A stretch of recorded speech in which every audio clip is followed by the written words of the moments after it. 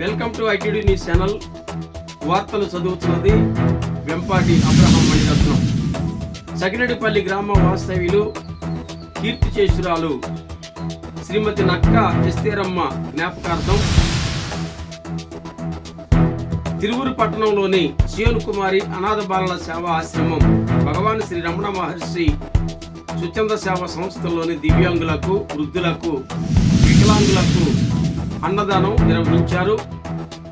ఈ అన్నదాన కార్యక్రమానికి రత్నరాజు గారు సారథ్యం వహించారు. వారి ప్రార్థన సహకారంతో ఈ ఆశ్రమంలో అన్నదానం నిర్వహించారు. వారికి ఆశ్రమ నిర్వాహకులు కృతజ్ఞతలు తెలియజేశారు. వారి పవిత్రాత్మకి శాంతి కలగాలని భగవంతుడిని మనసారా ప్రార్థించారు.